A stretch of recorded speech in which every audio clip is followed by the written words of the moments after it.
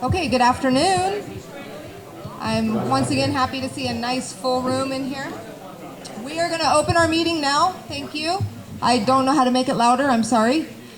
Going the best I can. Okay, is that better? All right, very good.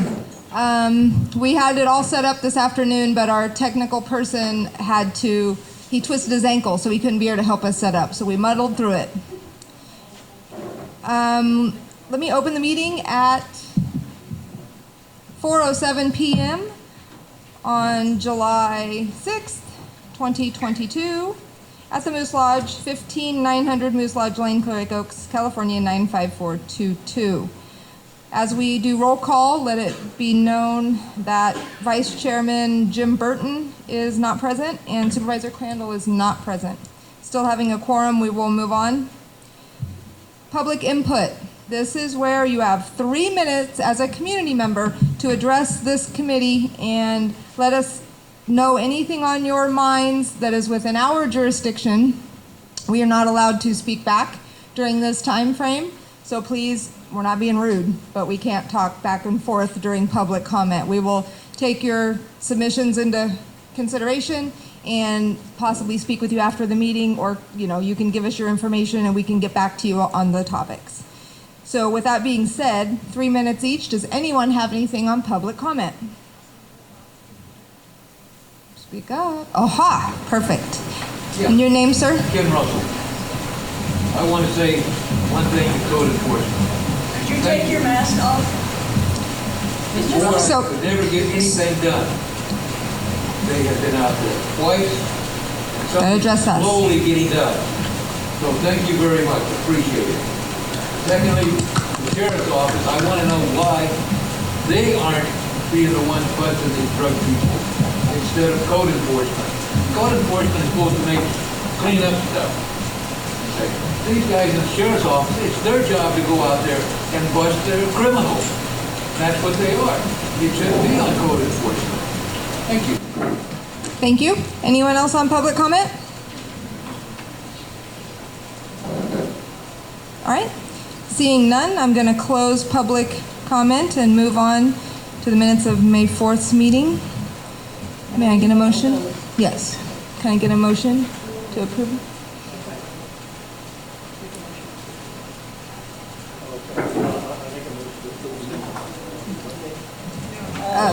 May 4th, 2022. We didn't have a quorum. And give me a second. I'll second. We have so many people doing this. This is great.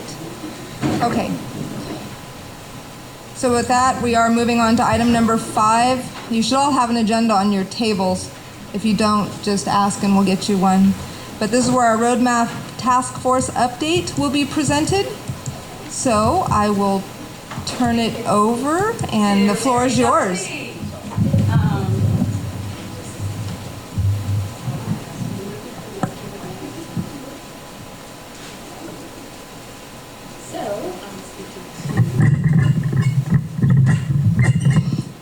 Hello, everyone. My name is Mary Darby. I am the Community Development Director for the County of Lake, so it's so great to be out here to meet everyone. I've heard a lot of great things about this organization, so it's a privilege and an honor to be here today to present before you. So with the Roadmap Task Force, I actually have the experts in the field. So I have Marquez Beltramo here in the front. I have Linda Rosas Bill here, and I also have Joey Norman Valdez. I wanted to call you by your first name, that's why I got stuck. So what I like to do is, we did not set up a PowerPoint presentation because I actually printed the document that I would like to review with you. So you should have 2 items. One item should actually be a brochure that we created on the Roadmap Task Force. So you had that, and also we have an action plan, a Roadmap Task Force Community Pilot Program action plan. So as I go through this briefly, because I know we have a tight agenda, I wanted you just to follow along with me in the action plan, okay?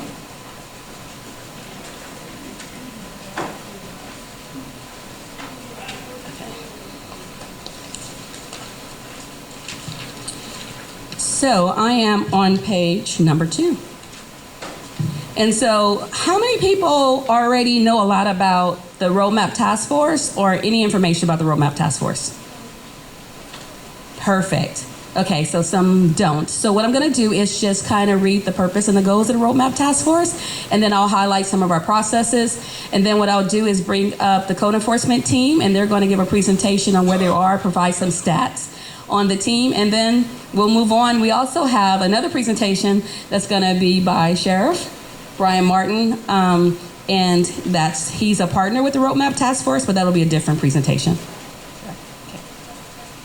So the purpose of the Roadmap Task Force for Clear Lake Oaks community is a driven revitalization pilot program. The Roadmap Task Force is an initiative that was adopted by the Lake County Board of Supervisors in August of 2021 with a budget of approximately $1 million to revitalize and secure the Clear Lake Oaks neighborhoods through a community-driven revitalization action plan. The purpose of the approved initiative is to simply build a partnership between the county and the Clear Lake Oaks citizens to combat blight, crime, and illegal activities.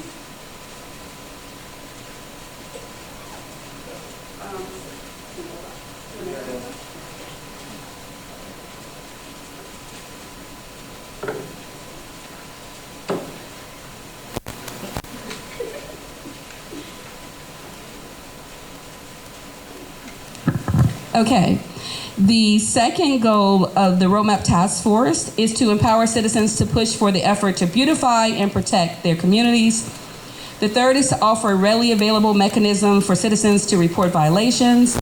And we have a great thing that we've added. Actually, Marcus Beltramo, we have in your brochure, you'll see a QR code for you just to take a picture of, and you can scan your complaints directly right to Code Enforcement's complaint portal. So that's awesome what the Code Enforcement Division is doing. The next goal is to create more of a neighborhood life and develop a look, feel, and security for Clear Lake Oaks community to attract new businesses and ownership. So at this time, unless you have some questions for me, I'm going to turn it over to the Code Enforcement Division.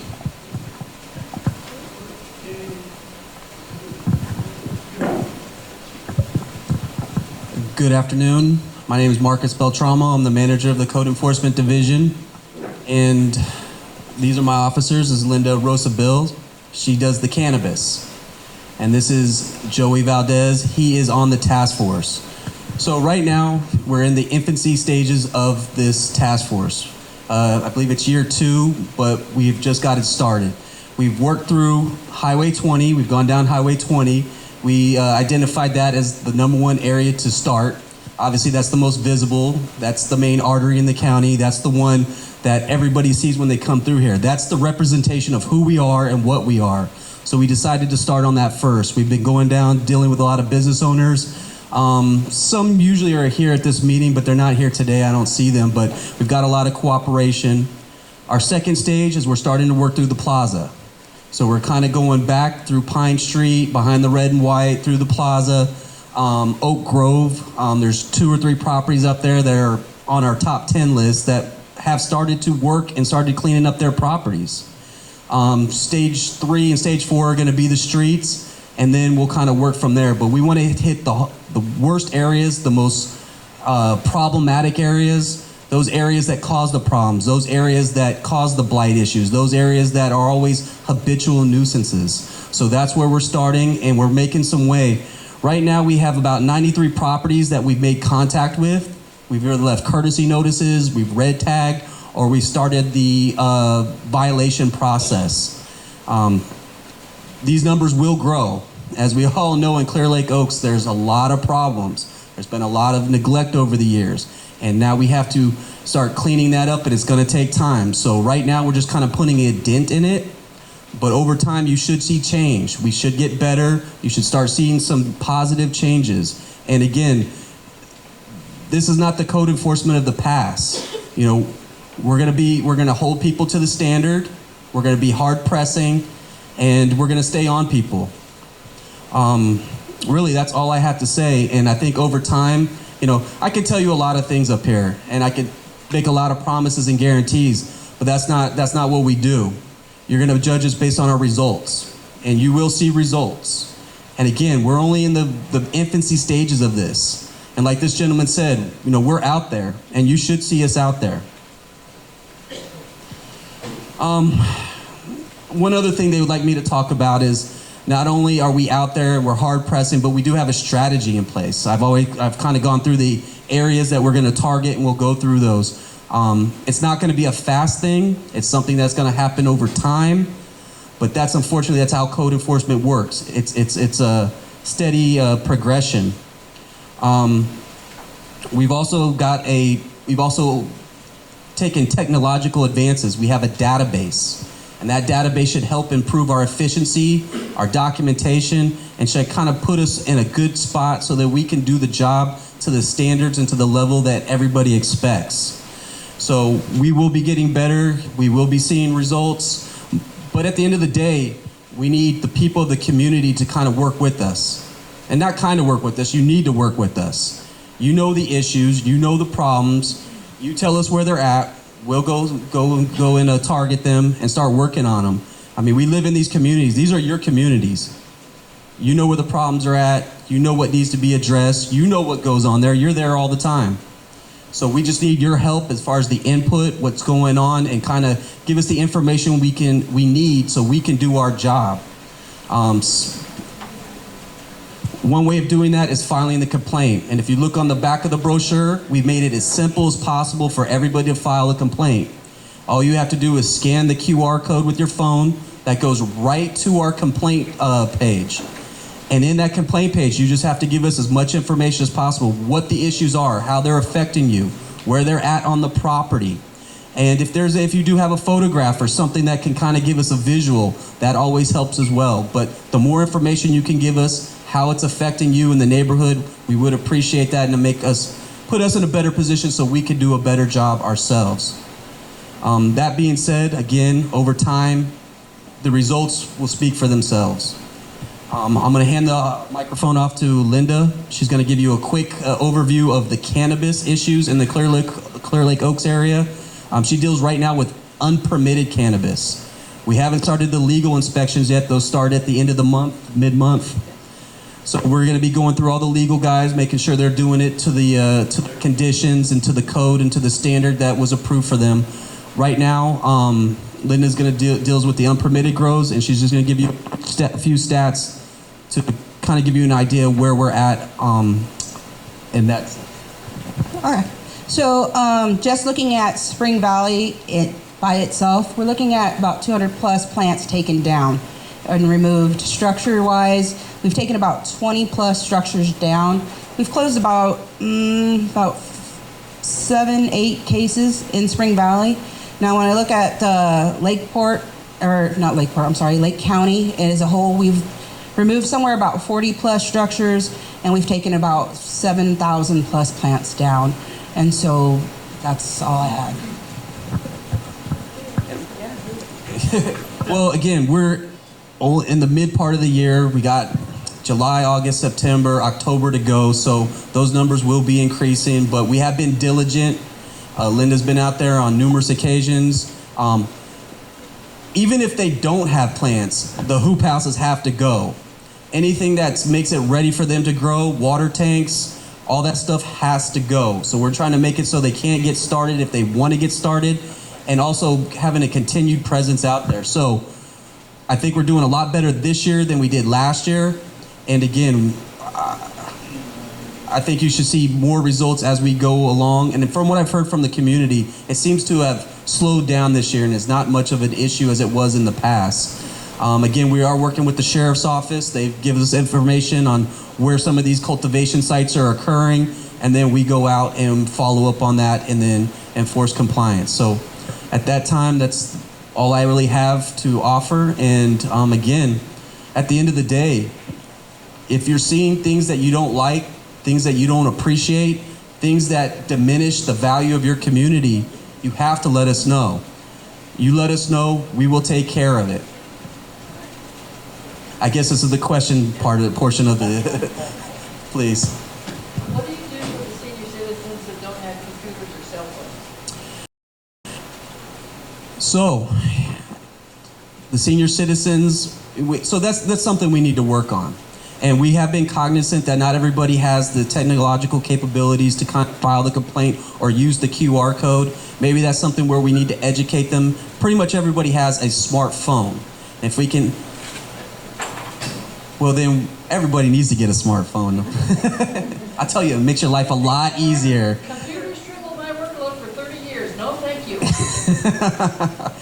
What you can do is you can call us and we'll facilitate that situation. We do have a phone number. We're not like other code enforcements. We don't have a phone matrix. You're not talking to a computer. You're not having to listen to 5 options and push buttons 3 or 4 times to get to somebody. You can call us directly. Most of the time, somebody will be picking up the phone, addressing your issues, and helping you through the process. And if you can't file the complaint, we will help facilitate that complaint over the phone. We just need the information. Once we have that information, then we can take the next step. So if you do have a phone, call us. If you don't have those capabilities, let me know after we're done talking. Maybe we need to go out to you. And maybe we need to talk to you and see what's going on in those senior communities that, those issues that we need to address. So again, that's maybe something we need to do on our end, and maybe we could talk about that afterwards and figure out what that plan is, because we respect our seniors. You know, you've paid your dues. We owe it to you. You worked hard to build this community. It's kind of fallen off a little bit. Now we have to get it back to what you appreciate. Will you come into the Keys? I think we're already in the Keys. Well, I know you have, are you part of busting our pot houses? The house, well, I know the sheriffs are. A couple of them, inside grows. So when you say pot house, you got to help me out. Which one? Well, I'm talking about the inside grows on Venus, on Keys. But right now, I'm talking about on my street.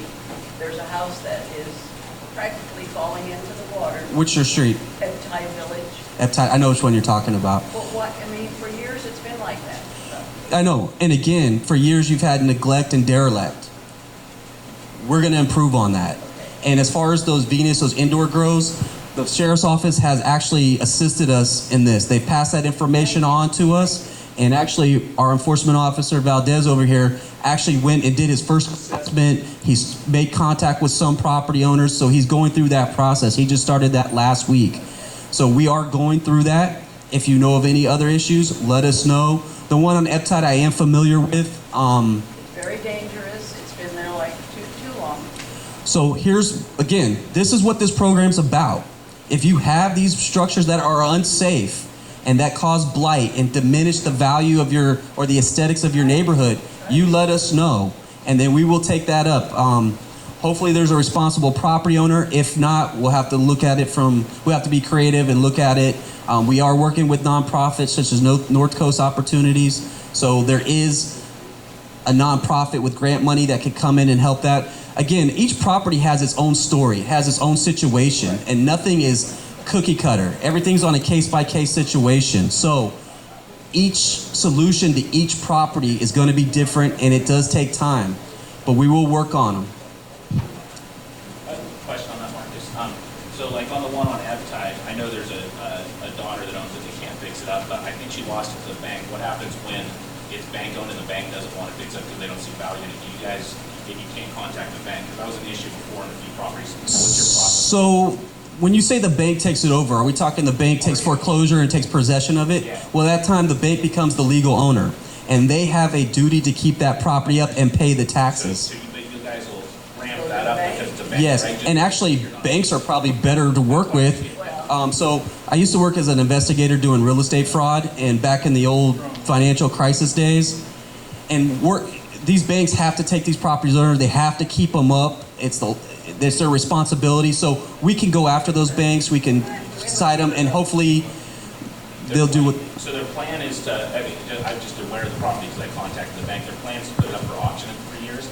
Is it going to sit there for 3 years in that condition while we wait? Well, so that's actually contrary to what banks do. They don't like assets to sit on their balance sheets. They try to get them off. In Lake County, if the standard holds about 3.5 years. And that could be the case, but 3 years is a little too long. And if they want to hold on to that property for 3 years, and if they want to rack up fines for 3 years, if they want to incur... That's what I'm saying, but you'll go after them aggressively still, even though they have a plan. I mean, just sitting like that's tough. So 3 years is too long. It's been more. You know, and as we talk to some of the property owners as we go through the Clear Lake Oaks area, we have a guy just on Pingree. He asked for a month. He asked for 2 months. He asked for 4 months. He asked for 5 months. We say, no, that's too long. You need to come with a plan in a couple weeks, and it needs to be a viable plan, something that's reasonable, something that's viable, something that can actually happen. So again, the purpose of this task force is to be proactive. It is to be aggressive. It's not to be as facilitative as we would with our normal citizens and constituents.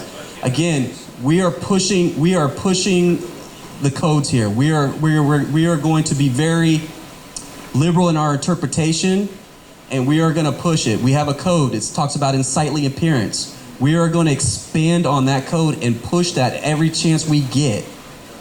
And again, we've actually gone even further. We've done training. There's actually a code. It's not a building code. It's called an International Property Maintenance Code. And that's what that's the building code that code enforcement officers enforce.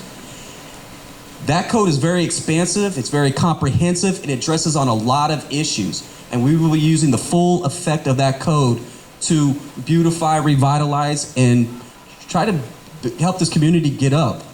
Yeah, and I was just asking, if it sits for 3 years and the adoption gets picked up, that's fine. I was just wondering if there's something you guys be doing, because they're probably just going to put fines, assess it to it, and sell it at auction. But in that 3 years, is this task force, is there anything they can do to clean it up in the meantime, just so people don't have we do have an abatement fund. Okay. And it's an abatement fund that's much bigger than the abatement fund for the entire county.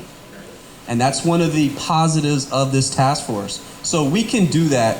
There are a lot of legal recourses available to us as well. So if this is a habitual problem property where it's racking up nuisances and fines and those kind of things, at that part we have to look to our county council. Also, we work with a trade group that have attorneys that specialize in code enforcement. So again, code enforcement, you have to get creative sometimes. And in Lake County, you have to be more creative than you are in other areas, because the problems we deal with are just, they're not cookie cutter. They're out of the box type of situations. So when we get to those problems, we'll have to figure it out, but we're not just going to let it sit there. We're going to keep the pressure on them. We're going to stay on them. We have a data tracking system. We have a data place in place. We have people monitoring the situation. So that's what we have to do to attain our goal, and that's what we're going to do. Awesome. Thank you, sir. And if there's no more questions, I have a question. That fund go to Spring Valley? do I have fun going to Spring Valley? The fund that you're talking about? Okay, so Spring Valley is not part of the task force. Why not? I cannot answer that question. You promised us Yeah, that we you would promised be. us. So I didn't promise you'd be part of the task force. I promised you would be neglected. And we've been out in Spring Valley. We've been out in Spring Valley a lot. Well, you need to keep coming. Yes, we're not going to stop. I mean, we're out there all the time. So we'll keep coming.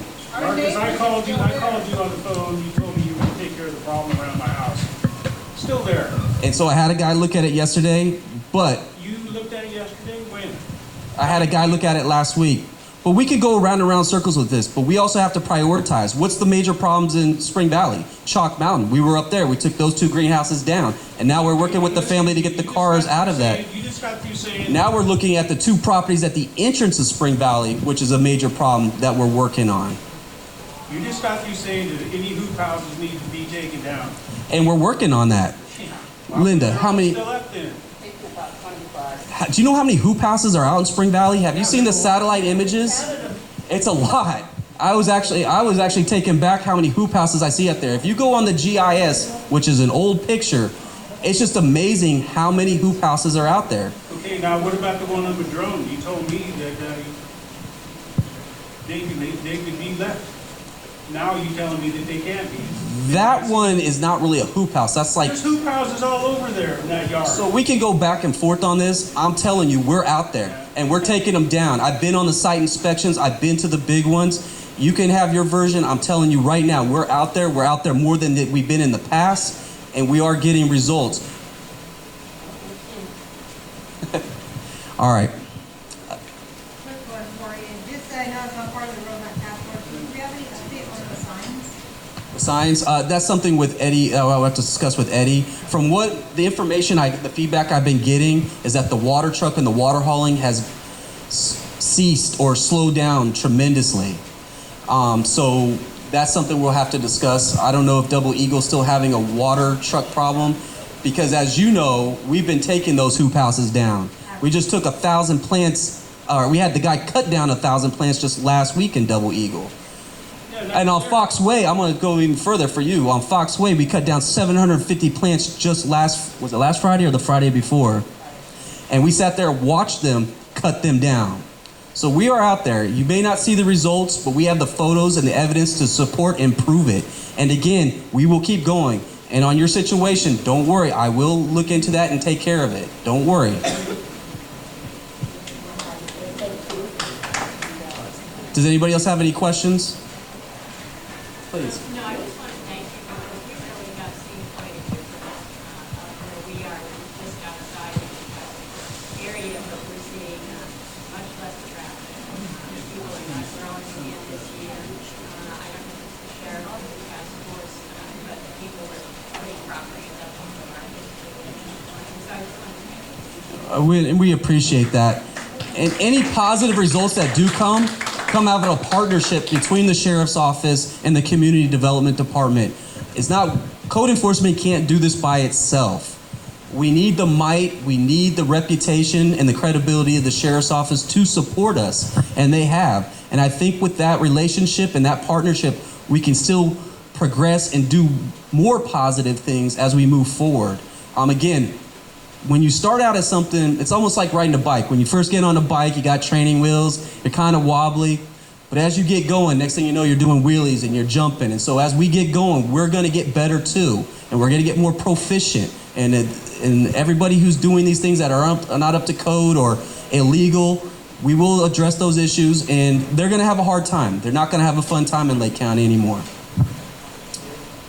And that being, unless there's any other questions, thank you for the thumbs up. Yes. What kind of staff do you have now? So our staff right now consists of 4 code enforcement officers. We're about to hire 1 more, and a supervisor, myself, and a tech. So as you can see, we're not the biggest staff. We are a small office, but that doesn't mean we're not up to the challenge. That doesn't mean we won't take on the challenge. I think we've taken on a lot of challenges. Now, Lake County is not a small area. It's not just Spring Valley. And it can't just be all about Spring Valley. It's Clear Lake Oaks, it's Lucerne, it's Upper Lake, Blue Lakes, we've had issues up there, Middletown, Cobb. It's all these townships all throughout the county. It's a big area. So there's a lot of problems, as we all know. So we just have to methodically keep going after these issues, pressing these issues. I'm starting to see results slowly, but unfortunately progress is slow. It's gonna take time. It's a marathon, it's not a sprint. Is there any possibility of increasing your staffing? So there have been talks, but with staffing, you need funding. And so if the funding's there and the will is there and the desire for more code enforcement's there, I'm sure we will ramp up. But right now, I don't want to look at more code officers will solve the problem. Right now, I think you have the most competent code enforcement unit that you've ever had. The most knowledgeable. Don't worry, we'll show you. I'm not here to, gain anything from you right now. I'm here to prove it over time. I will earn your respect over time. I'm not here to command it. I got his. So, but it will take time. But I'm telling you right now, this is the most trained, most knowledgeable, and probably the most determined code enforcement staff that you have. Remember, we're not getting paid a lot of money. We're not getting paid what our counterparts get paid. So part of it is because we care. And so, like I said earlier, all we're gonna do is get better. This is just our first year. We're gonna put a big dent in it. Next year, we're gonna be a lot better, and hopefully we'll solve a lot more of these problems that have been lingering for years. And again, like I said in the last meeting here, the issues with code enforcement issues, the longer they're there, the more they fester, the more they become more of a problem. We're trying to nip these things in the bud in the beginning. And that's what our philosophy is. But again, we have And actually, I'll just leave it there because I know you have other issues. Please. One question, Mary said it was $1 million to fund that. Where did the $1 million come from? The $1 million? Yeah. You want to know where the $1 million came from? Yeah. Cannabis taxes. The cannabis tax? The legal cannabis tax? The legal cannabis. Well, illegal guys are paying taxes. Awesome. Thank you very much. As much as I know the sentiment around here is not always in favor of the permitted grows, but those permitted grows are providing a benefit to the community by supporting more code enforcement, providing more law enforcement officers to address your needs. So the legal cannabis grows? The illegal guys aren't paying taxes. You can ask Al Capone about that. All right, and if that's it, I'll wrap it up and I'll leave it there.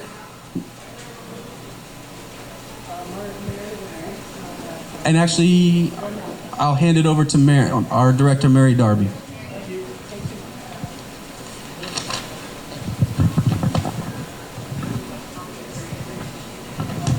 Okay, thank you, Marcus and Joey and Linda. So that would complete all of the questions that you may have with the Roadmap Task Force. And the next thing we have on our schedule is actually from Linda, right? Oh, you did your part already? The commercial cannabis cultivation update? You got us under Roadmap Task Force. Okay. Right. Okay, sorry. Sure. All right. Hi, I'm Brian Martin, Sheriff. I have with me Lieutenant Rich Ward. I know the board can't address public comments, but I think a lot of what we have is going to be responsive to your concerns that you expressed during public comment. So after listening to what we say, hopefully you come out of this with a different perspective on what the Sheriff's Office is doing. I want to lay the foundation for this and let you all know that at the Sheriff's Office right now we have 39 vacancies, and that's in addition to 19 other positions that were cut out of our budget a couple years ago.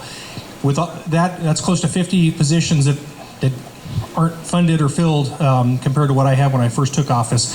And this issue with the Roadmap Task Force is important enough to me that I'm continuing to staff it with 2 people.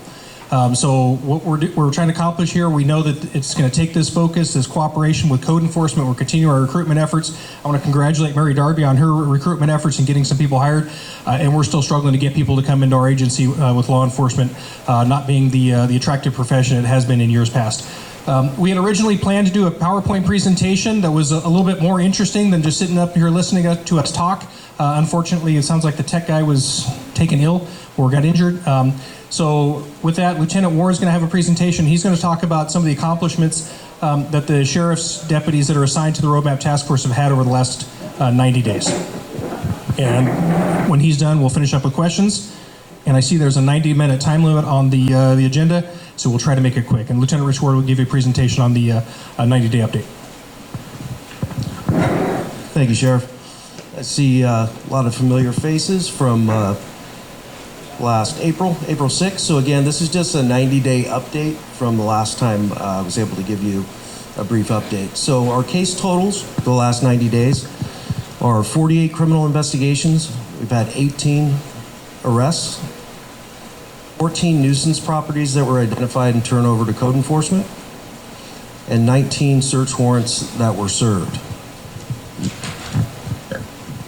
Some of our seizure totals are 16,348 illegal marijuana plants that were seized, 1,647 pounds of processed marijuana, 3.9 pounds of methamphetamine, a half pound of fentanyl, 1.5 ounces of heroin, and 8 firearms. We've also seized $7,800 that are in the asset forfeiture proceedings. And we'll mention that 2 of the firearms that were seized, one was a stolen firearm out of Southern California, I believe. The other firearm was what's commonly referred to as a ghost gun. It was actually like a Glock type handgun with an extended magazine that didn't have any serial numbers, threaded barrel at the end, so it was able to attach a suppression device or silencer, and it was converted to fully automatic. We did have video, as the sheriff mentioned, that was part of our presentation. We were able to function check that weapon, and it was in fact fully automatic. So we're happy to get that off the street. Those are the totals for the last 90 days. Again, I do apologize we didn't have the tech up. I did have a couple highlighted case studies that I would like to share with you folks, but perhaps the next time. Happy to take any questions, and we'll be sticking around after the meeting. Yes, sir. I missed that. Was that Clear Lake Oaks statistics, or was that Lake County wide? That's just this target area in Clear Lake Oaks. That's the two deputies that are assigned to this task force. And you had a large response to the red and white last week. Can you tell us about that? That was a guy that was either in mental crisis or on drugs or a combination of both, that was brandishing a weapon, threatening people. We were able to resolve that by having a dog show up, and he didn't want to have anything to do with the dog. So he was taken. Hopefully he'll get the help he needs. And then the number you had in there is $7,000 some odd. We'll call that the illegal marijuana tax. It's not nearly as much enough to fund this, but we do try to get money out of the illegal guys when we can. So yeah, very, very good question. Yeah, those numbers are just the two guys that are assigned to the task force. At the same time, I have other deputies working other crimes in the county, other investigators working other areas too. So. Thanks, Sheriff. Any other questions for me? Happy to stick around afterwards as well. Thank you.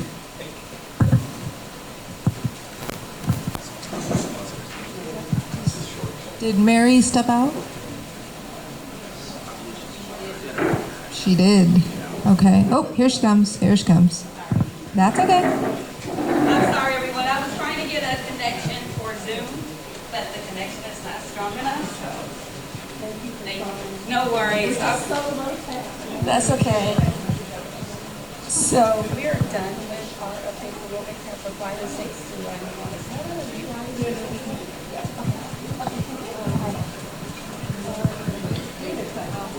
okay, so these go up a little bit, but I can. Okay. Yes. Okay. So I'm going to, I was going to have Marcus, he mentioned it a little bit about the data tracking that we're using for the Roadmap Task Force.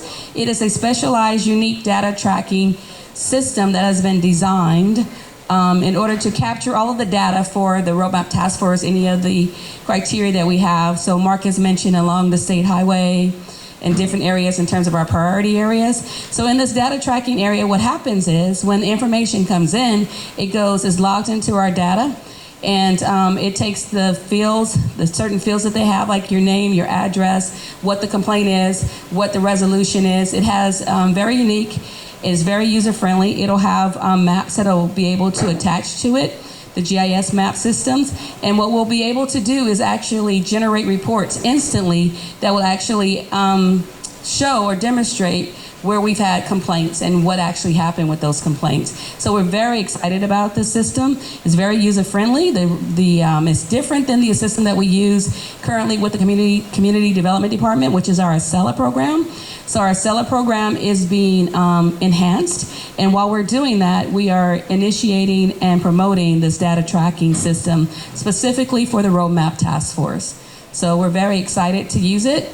We're not at the point yet where we're actually ready to generate reports, but we're looking to actually launch it with the first reports in August. So that's where we are with that. Any questions? Do you have any other questions about the data tracking system? That's it? Okay. Thank you so much for having us, and it's been a pleasure being here.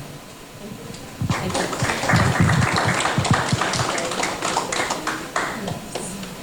And you have a sign-up sheet, a sign-in sheet that should be circulating, separate of the email list at the door. So make sure you, Ms. Darby wanted to make sure she would know who attended this particular presentation. So please make sure you sign up on that.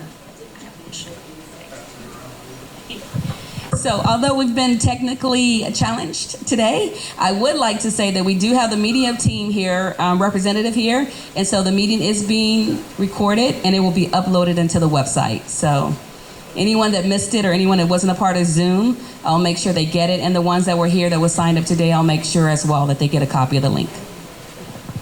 Thank you. What about animal control? They're on the list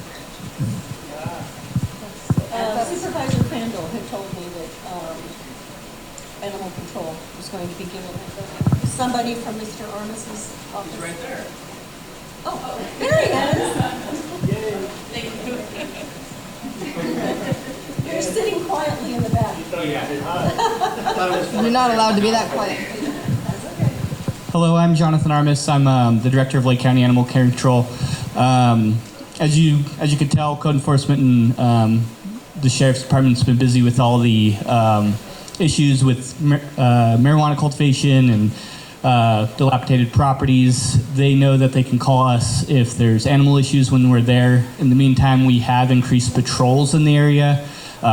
We have an officer that is dedicated as a rover that typically would patrol the county, and they've been designated to patrol that designated area more.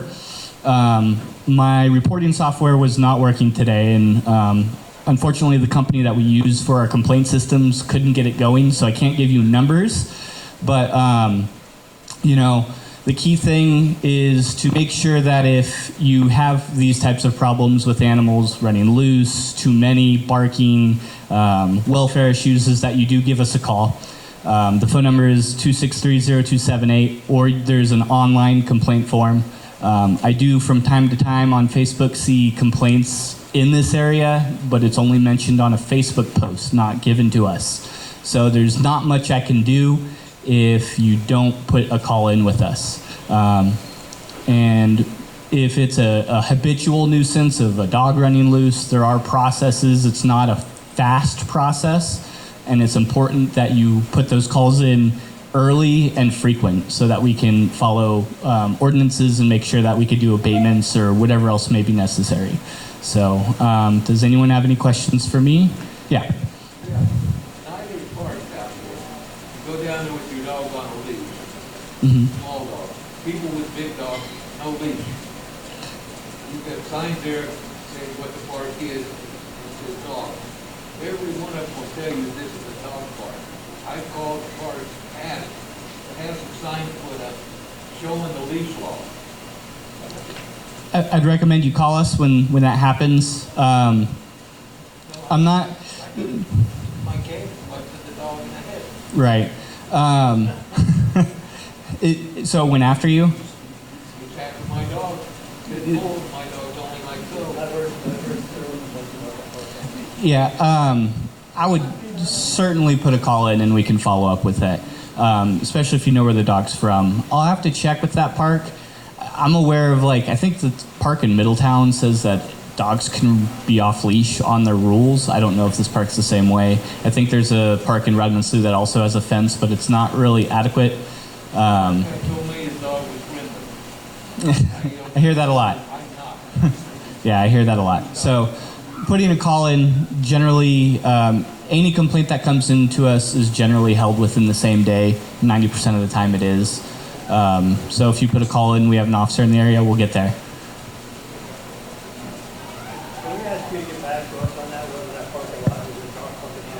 Yeah. It's, You know, like Clear Lake has a designated area, right, there's fenced area for safety. Yeah, typically they are fenced in. Like I said, the one in Middletown, I have seen the rules, and it says, you know, and it's open to the highway, where there's not a complete fenced in area. Any other questions? Thank you. Thank you very much, Jonathan. And then we have on our agenda the district attorney, and unfortunately she's stuck in court and won't be able to attend. Okay? All right. Okay. So if there are no other questions, then I will turn it over to the board. All right, thank you so much, everyone, for your time. You have a lot to do in our county, so giving us even 45 minutes out of your day, we really appreciate. Thank you so much. So now that we've been done with that presentation, we will move on to number 6, which is our commercial cannabis cultivation update in the Oaks. So as we mentioned earlier, we have the illicit or unpermitted illegal grows. We also have now the permitted commercial cannabis cultivations. And it was brought up last year at these meetings that residents are concerned about the number, the size, the location of the commercial cannabis grows in our little town of Clear Lake Oaks. We have 17 projects. Currently, 3 were denied. The most recent was the Monte Cristo, but they have filed an appeal, and that will appear in front of the Board of Supervisors when it's scheduled. There have been 4 that have been approved, and I think those are all pretty small. So it was the Scott Kaiser, Spring Valley Oaks, High Valley Oaks, and the newest one is Akawaba. Am I pronouncing that correctly? Pardon? Oh, continued, so it's not approved. Okay. We had hoped to have an update from Andrew Amelung, but I think because of the holiday, he wasn't able to run a new spreadsheet, so my numbers are pretty rough. So that leaves us basically 10 in process. And that's a lot for our little town. So it's continued, something that we are watching and involved in to see where locations are, make sure people continue to give their input on those that might be negatively impacting their neighborhoods or their homes. So that's all I have on. More detail to come when it's available. Yep. Consolidated Lighting District in Clear Lake Oaks. This is one that's actually been on here before I came on board in 2018, and that's to add lighting to those streets, the 1st through 6th.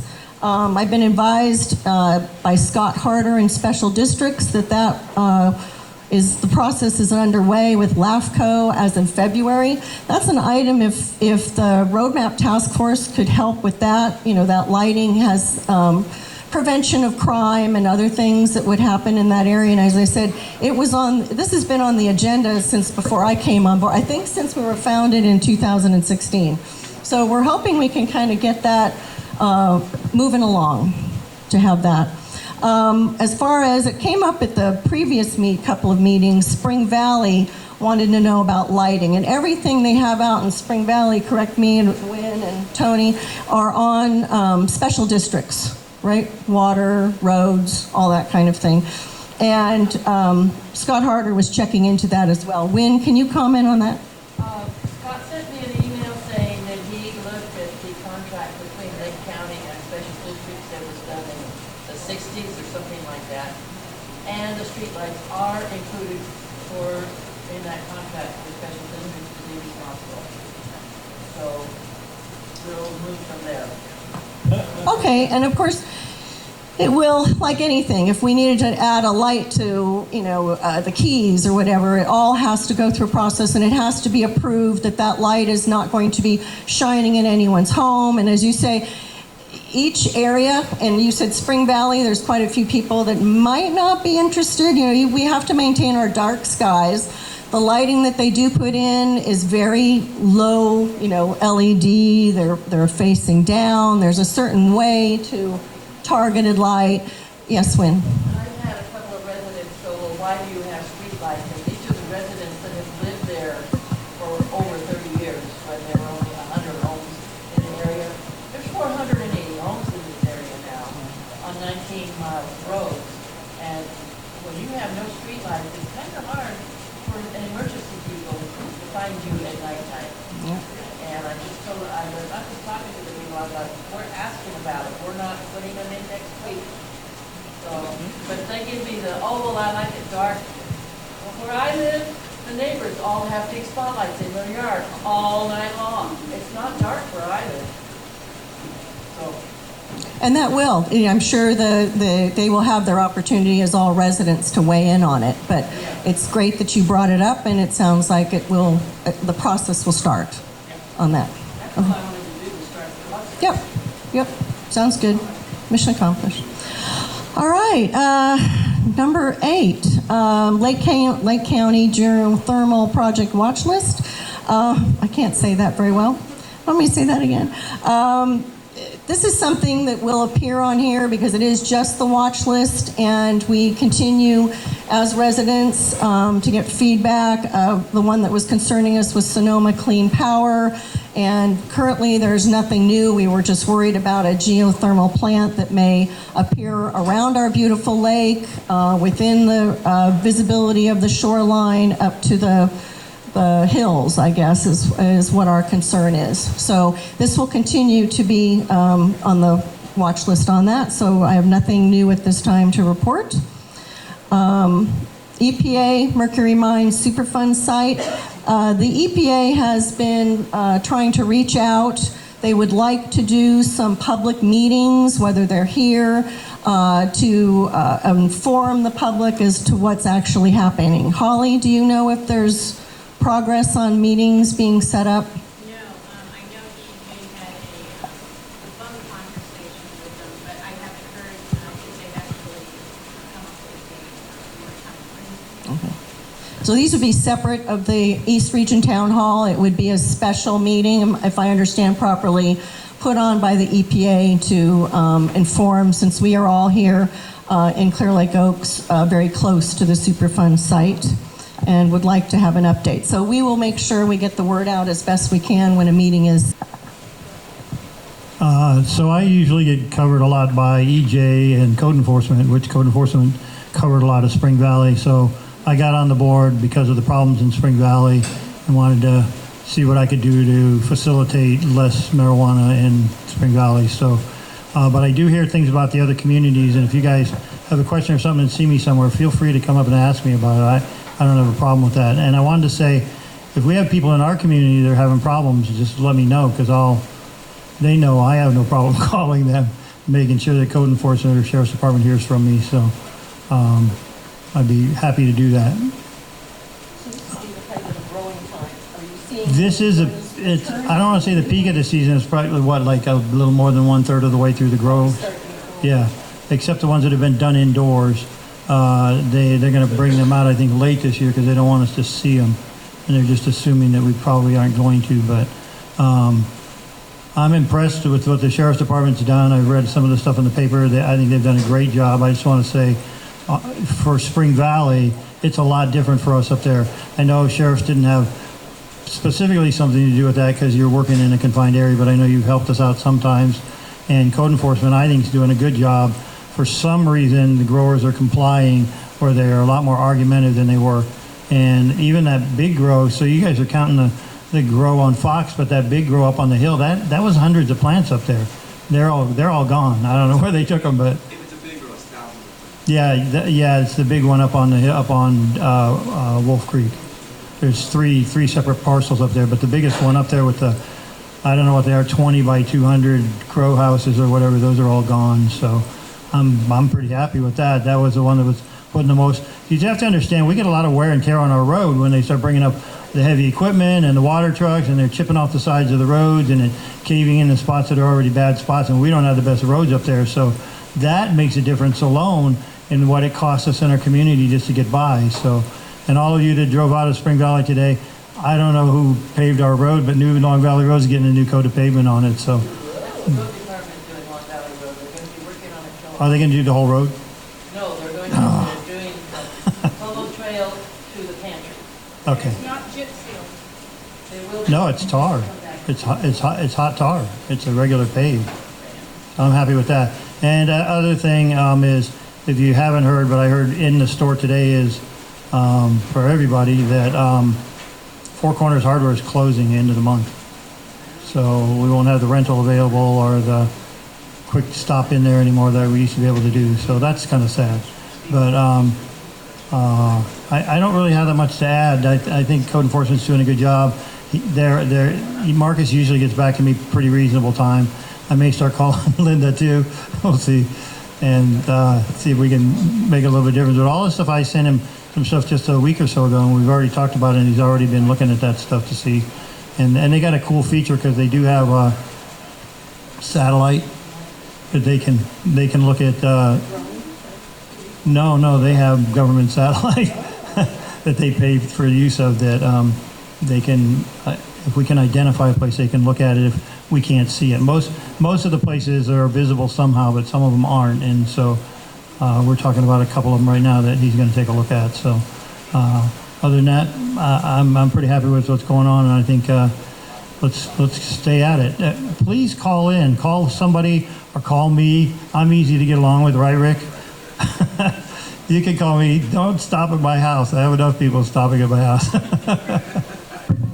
So, yeah, give me a call. I'll help you out with it as much as I can. So, How many illegal grows? we had at the beginning of the season 113 identified, right? I think we had identified 112 properties before Yeah. we started that Yeah. we wanted to go and make sure there was no. Some of these grows last year were huge grows. I mean, just insane.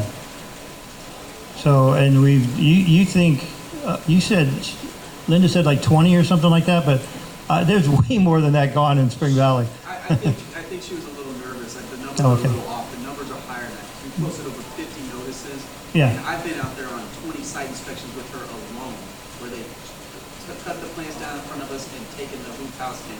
Oh, cool. And actually cut the posts for the concrete. You can always send me an email when it happens, that then I can tell people. You don't have to give me an address. Just but thank you. Thank you for taking care of all that. So. Oh, yeah, sorry. I just want to say the residents of Spring Valley, thank you very much for being on it. Thank you.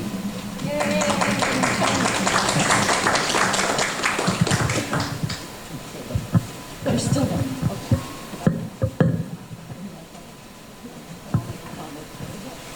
I do not see our fire chief, Mike Ciencio.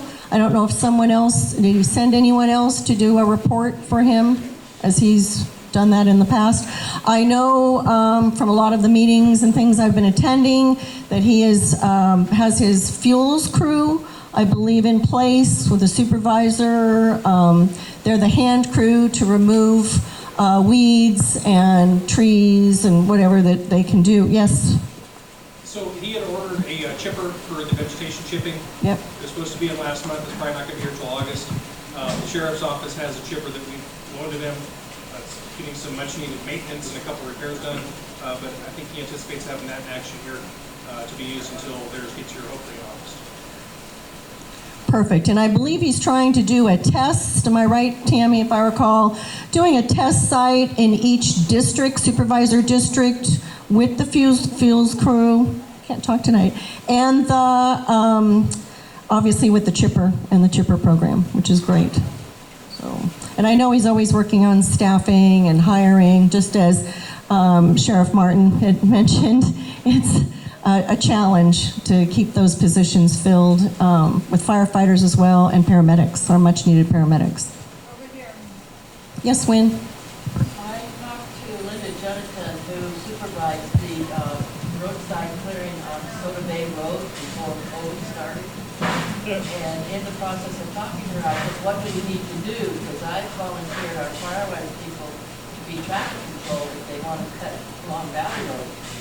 She said, if you have traffic control, you're supposed to have training. And so I went back to Chief Mike and he goes, no, that's the road department. So I went to the road department and they said, no, that's the fire department criteria. So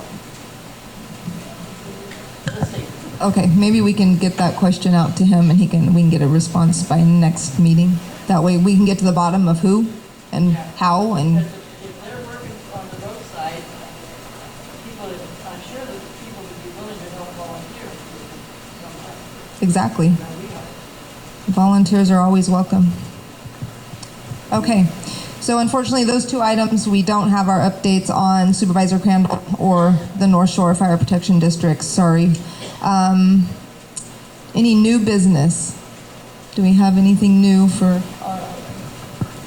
It was brought up, I believe Mr. Pluth has brought it up at least twice about the Klaus property that was donated. It's along Highway 20 in Clear Lake Oaks, running between the rock quarry, Don's, and before you reach the Moose. Am I correct? From the entrance, when you go out of here, hit the highway from that fence line all the way down to the entrance to the Grand Island. Okay, I had emailed Public Services Director Lars Ewing, and he was checking with legal counsel on this for the status. So I'm hoping to have some feedback from him. Well, we've been checking for over 3 years, and I wonder how much of the couple of $1 million that we left liquid assets has been able to drain off by the attorneys that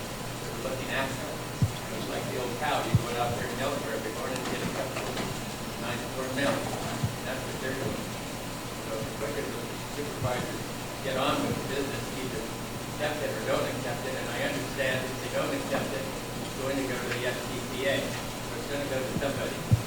So I think it's a great spot for people to be able to get out and walk and hike without being cornered into the back of the lot of some place. It's great for Spring Valley, Clear Lake Oaks, all these communities around here where people need to get away and just walk, ride their bicycle, and eventually develop it into a park. They wanted to develop it into a great project for these folks. We'll never get anything like that again, I'm sure. The property itself is considerably large enough, but it just has to stand. So I think it's time, maybe the board, your board, get together, have an ad hoc committee, get together, follow through, put a little bit of pressure on supervisors to move on. I know they're worried about how they can spend the money to maintain it. There's lots of ways to do that. Divide the whole thing up into different areas for different organizations to capture, raise money, capture fundraisers and things. We have that all the time. So I think they can do it. Group of citizens who are concerned want that kind of park in their area. Great.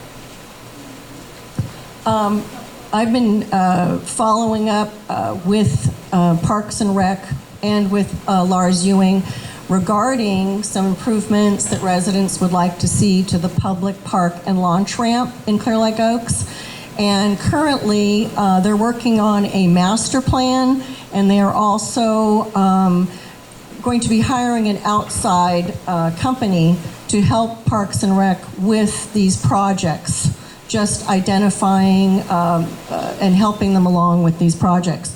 And that's going to appear, I haven't seen it yet on the agenda, that will appear to approve this outside company to help Parks and Rec on a future meeting for Board of Supervisors. So we're following that as well. And perhaps this is going to be part of something that they would handle as well, that donated property.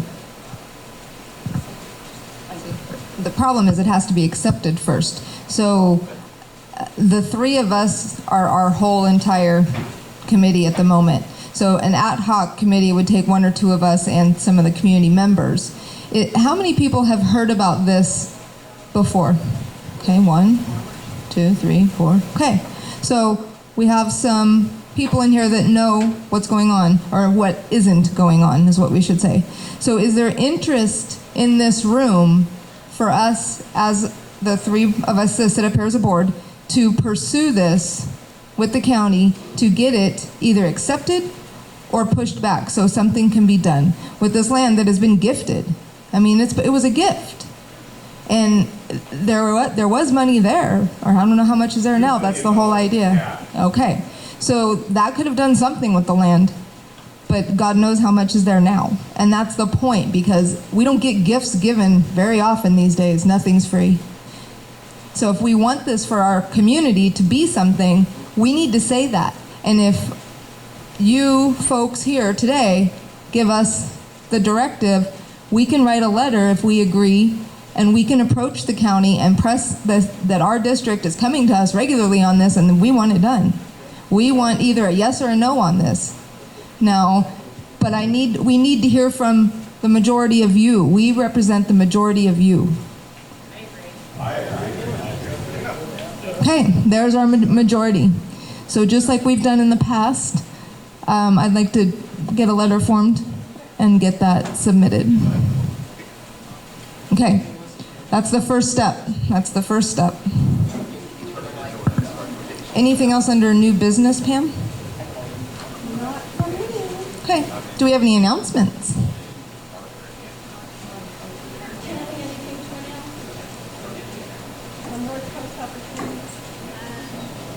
I can just say that we had a fire safe lake workshop a couple of weeks ago. Brought together all the firefights, communities, fire safe councils, HOAs, just a conglomerate of people from the Risk Reduction Authority, and we're moving forward. We're trying to get away from the work that's done in the silos and collaborate as a county, make sure that every area is covered, and moving forward. Great. Okay. Holly, you had mentioned something else that was brought up at the last meeting that I couldn't attend, and it was Medicaid. Was that the issue?